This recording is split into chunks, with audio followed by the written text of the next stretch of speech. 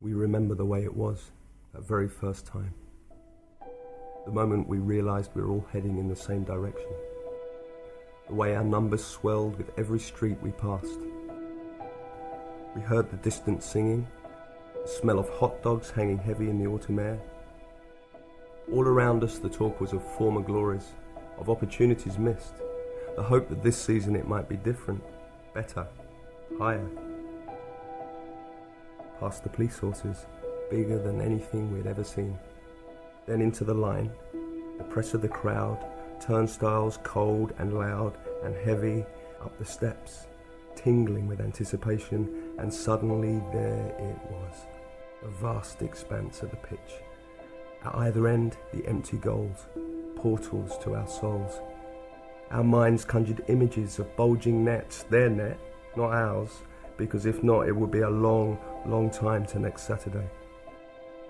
We were part of something that others less lucky than us would never understand.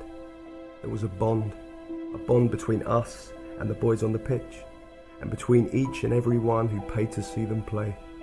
We sang our songs and cursed the ref. We shared the ecstasy and we shared the pain. We kicked each ball we won or lost.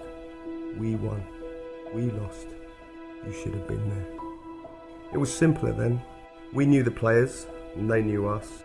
Come rain or shine, up or down, home or away, at 3 o'clock on a Saturday afternoon, we were as one. We loved it, unconditionally. It was our temple, our place of worship, our escape. It was the one place where any of us really mattered. But somewhere along the line, it changed. And it changed the way it treated us. As the stadiums grew and the stands crept closer to the touchlines, somehow the player we worshipped seemed to get smaller, further away. He kissed the badge, then left for more money. He moved from the sports pages to the front pages. Okay, so maybe that's none of our business. But it is our business when he walks right past the kid who wants an autograph all the time talking to his agent on a mobile phone. It's our business when he tries to hurt another professional. It's our business because he's just plain wrong. We'd like to shout out, hey, we pay your wages, but of course these days we don't. They're paid by the TV revenues and their premium packages, the guys in suits whose seats stand empty while they finish off the half-time dessert, and the Russian and American billionaires, absentee landlords who'd rather watch their stock price than a good game of football. What the hell do those people really know about football? And more to the point, do they really care? We don't matter. We don't matter. We don't matter anymore. We don't matter anymore.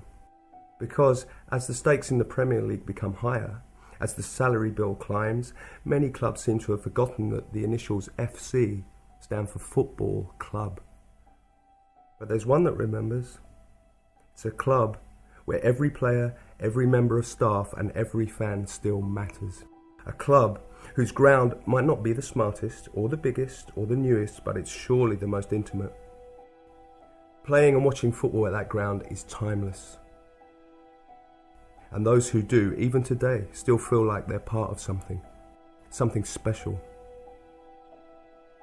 Everyone loves to win, but for the fans of this club, it's less about winning titles than confounding the critics, exceeding their own expectations and having a good time.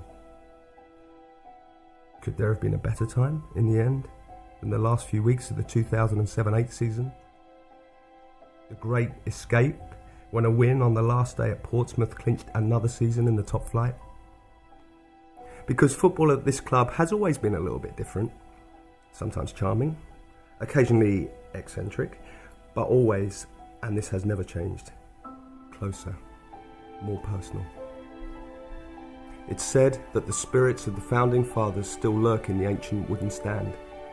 If so, their values, their sense of what is right and what is wrong, of what is still to be encouraged amongst one's own and what is to be resisted at all costs, are clearly contagious. Here, a player was once made man of the match, having spent the entire game on the bench, because the 11 on the field had played so poorly. Here, A woman who has worked in the ticket office for 35 years will rise at 5 a.m. on a Saturday so she can be there when the fans leaving for an away match board their coaches. Sometimes she makes them cups of tea. And earlier this season, the club wrote a letter to a group of fans who travel to every away game, not to say that prices will have to rise, but simply to say thank you. At this club, people regularly do things that others in the Premiership would never even consider, let alone sanction. And they do it not because they want to create good PR, but because they still remember how it felt that very first time. And most of all, they do it because it's the right thing to do. Fulham Football Club, doing the right thing.